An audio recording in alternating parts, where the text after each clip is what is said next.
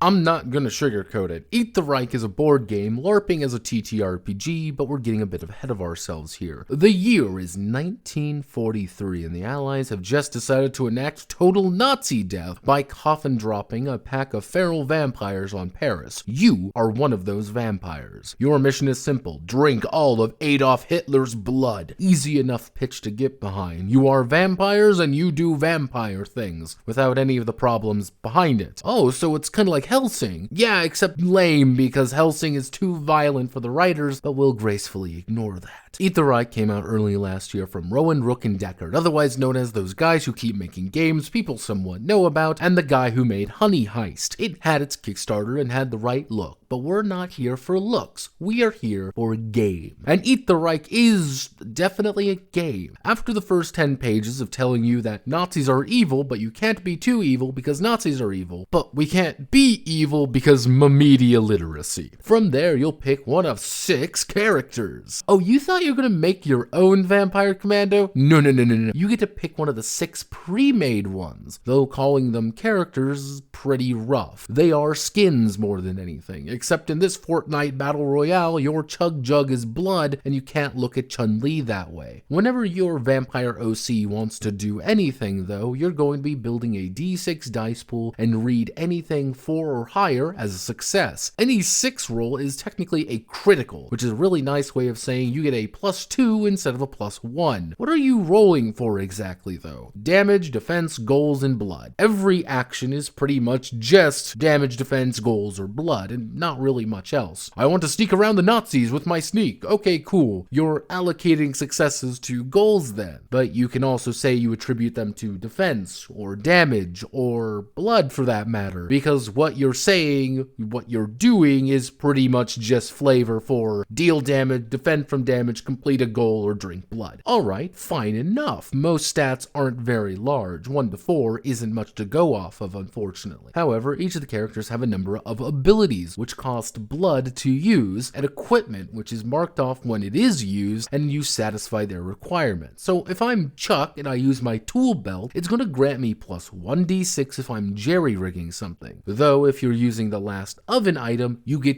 bonus dice from it. Luckily, you'll get some extra loot to play with, though most of it is the exact same things though. But I'm digressing. Though, of course, the enemies will also be rolling a pool of d6s and attempting to score successes to deal damage. If they manage to score any successful hits on you, you mark injuries on your character. More injuries mean you're more likely to get hit later on and lose stats or abilities. However, you spend 3 blood to recover an injury. And of course, when you're about to die, you get to do your super cool final stand and roll a bunch of dice to, well, you kind of get the idea here. The game does a valiant, if directionless, attempt to invoke RP elements by adding details to a scene to fluff it up, but being under fire and in a burning building still mean that you're trying to complete the basic quadfecta, except the situation sounds different but isn't different. You never really defeat any enemies either. Most will end up respawning when defeated and get stronger, so fighting isn't encouraged, as completing the objective and fighting when necessary is though. The only exception to this are the Ubermensch, which are usually super strong enemies that use the exact same mechanics of rolling a bunch of dice to beat one another up. Some are even secondary encounters if the characters choose not to engage them during the rather detailed scenario involving going to kill Hitler in Paris, which is effectively stated to be the game, hence my entire opening line of, this is an actual board game because it sure as hell plays like one. And that's it, really. You may get a kick out of it at first, and you may think it's annoying. Without the ability to do much modification to the basic rules, as it is a board game, the GM is going to need to put on a lot more legwork to do any of the optional content in the back of the book, such as hunting down the funny Italian man. Maybe we want to kill Emperor Hirohito, the good leader Francisco Franco, or Winston Churchill and King George. Wait a second.